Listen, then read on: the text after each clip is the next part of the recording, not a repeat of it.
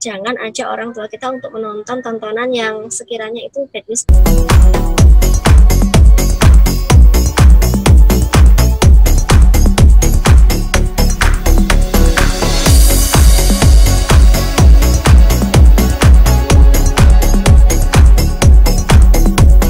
Baik dokter, ini karena kita juga sama-sama punya orang tua yang sudah lansia gitu dok ya.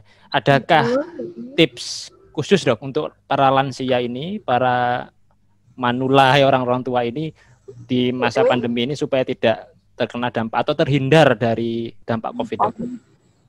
Ya, kalau pada lansia, kalau misalkan kita sebagai putra atau putrinya, saran saya satu, alhamdulillah jika kedua orang tua kita tidak ada sakit apapun, sakit misalkan DM ataupun darah tinggi ataupun asma, jangan sampai mengajak mereka keluar rumah, misalnya keluar kota dalam kondisi pandemik seperti ini. Lansia, misalkan kita ajak bepergian, resikonya lebih tinggi daripada kita, itu jelas, apalagi kendaraan umum.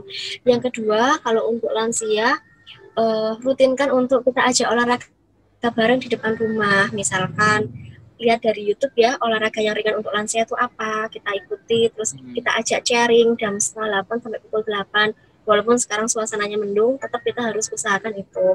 Terus jangan ajak orang tua kita untuk menonton tontonan yang sekiranya itu bad news banget, berita-berita yang membuat mereka kepikiran.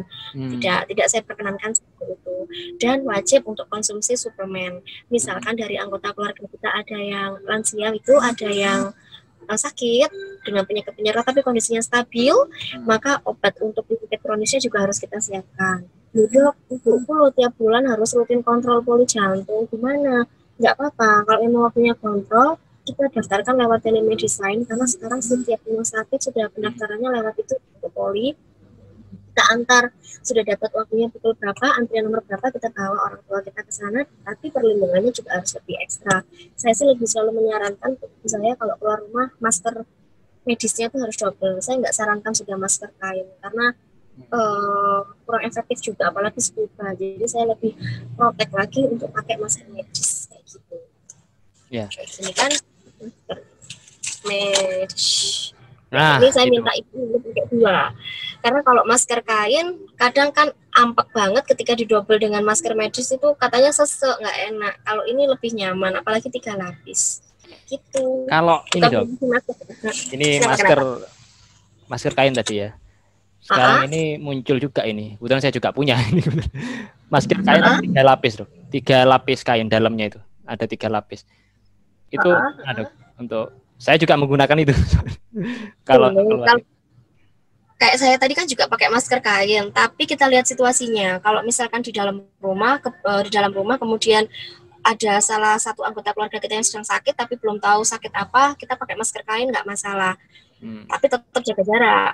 Namun kalau kita harus keluar rumah dan mendatangi tempat kerumunan, saran saya masker kainnya harus didobel dengan masker medis. Saya begitu.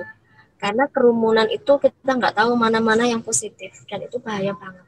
Iya, nah itu memang tidak tahu ya kalau kita ada di, tapi memang itu suatu keniscayaan bisa dikatakan dok, ketika ada suatu kebutuhan yang mendesak yang kita harus keluar, tapi terkadang itu kanan kiri kita yang mendekat atau kadang-kadang kita bersenggolan, itu kan keniscayaan lah bisa dikatakan begitu dok. Betul. Dan kalau sudah pulang dari luar itu nggak boleh langsung pegang anggota keluarga yang lain, langsung ke kamar mandi sudah, itu yang utama prinsipnya. Pakaian kita yang dari luar langsung kita rendam sendiri dengan sabun cuci, seperti itu.